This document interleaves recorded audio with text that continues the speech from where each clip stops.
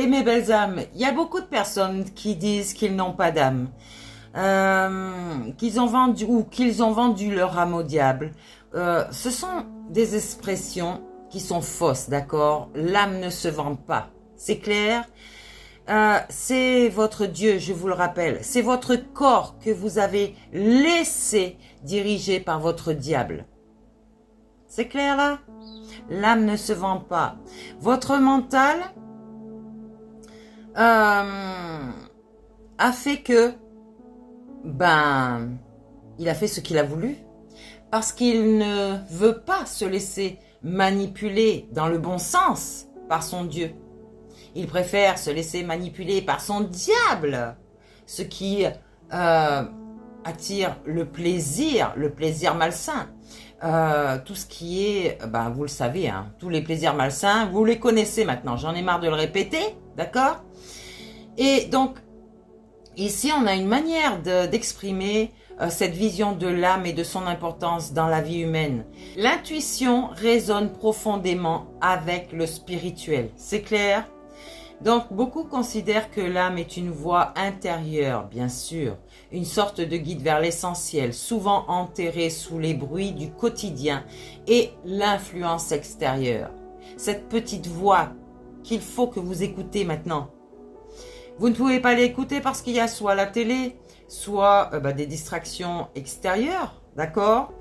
Vous semblez voir l'âme, j'allais dire, comme une source divine, pour certains, un lien direct avec ce qui est sacré.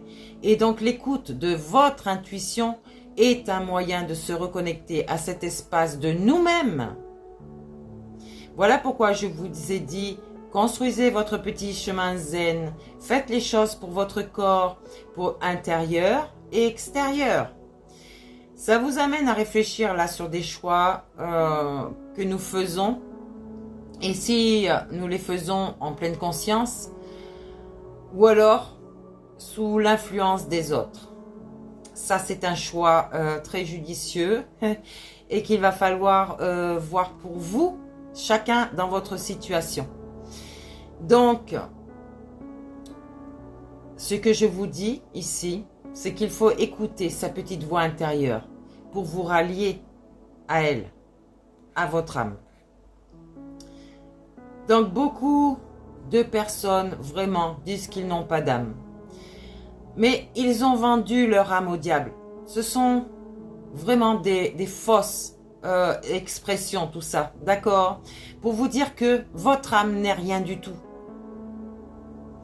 Alors, il y a beaucoup de personnes, par exemple, qui sont dans des sociétés secrètes, voire j'allais dire dans la franc-maçonnerie, qui ne connaissent pas tout. Ok? Les seules personnes réelles qui connaissent ça, c'est celles qui vont voir à l'intérieur d'elles-mêmes. On va toucher à des dimensions profondes ici de la spiritualité et donc de l'introspection. Et on doit développer cette idée. Je dirais que en mettant en lumière le contraste entre l'âme perçue comme une pure connexion divine et spirituelle et les liens, j'allais dire les influences externes ou internes qui peuvent nous éloigner de cette connexion ici. Donc l'âme, c'est une boussole intérieure, ok? C'est elle qui vous guide. L'âme, elle pourrait être vue comme un guide silencieux qui parle à travers l'intuition. C'est votre intuition.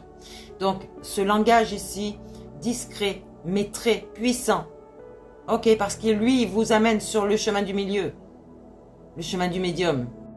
Ça implique vraiment un effort conscient pour ralentir, écouter et faire confiance à cette voix intérieure. On ralentit parce qu'il faut vraiment que vous vous écoutiez. Malgré toujours ce bruit du mental là qui tourne en boucle et des influences extérieures qui vous empêchent de vous écouter vous-même.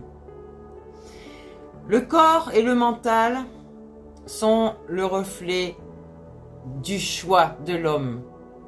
Donc, l'idée que le corps ou les actes dirigés par le mental puissent être influencés par des forces négatives souligne peut-être une déconnexion avec l'âme.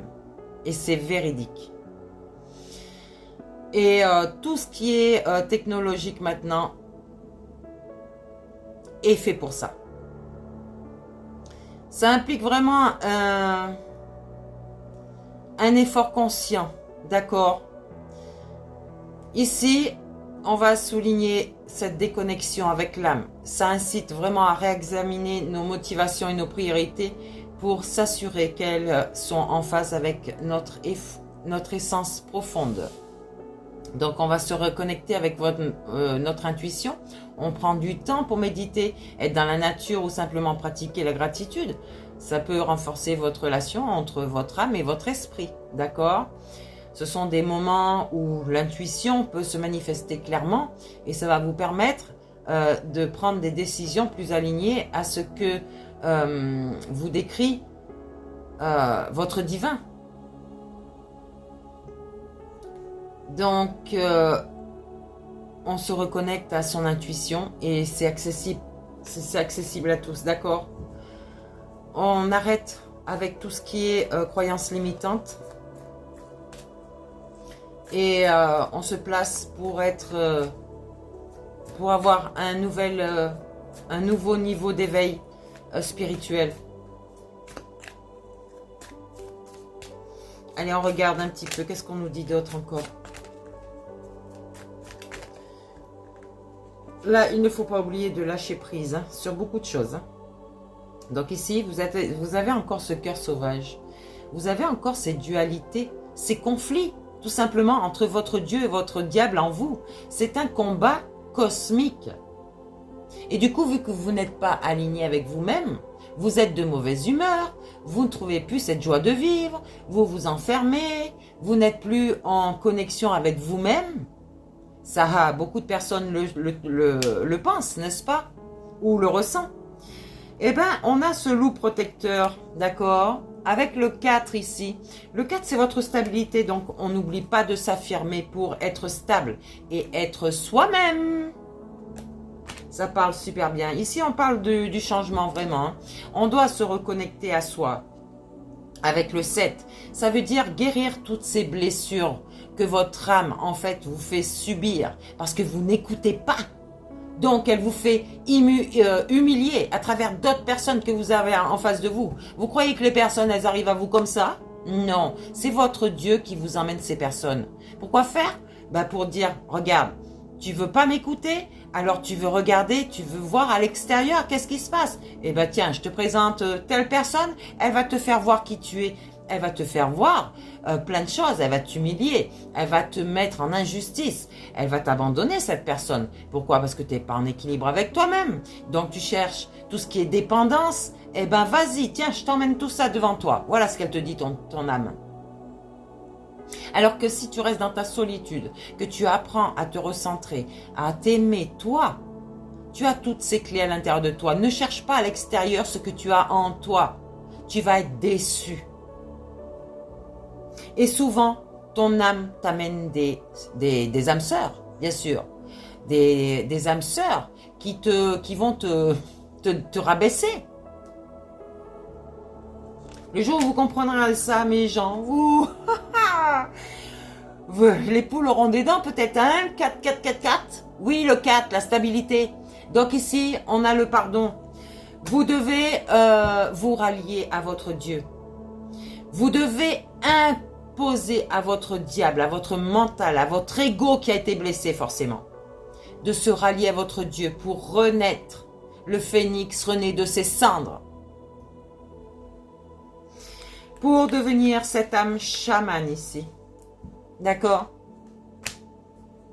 Avec le 33, évidemment, il faut faire des choix dans la vie. Il faut se positionner pour être en accord avec soi-même. Donc, si vous continuez à choisir la direction des impasses, du labyrinthe, ne plus savoir comment faire pour sortir de là, eh bien, c'est clair.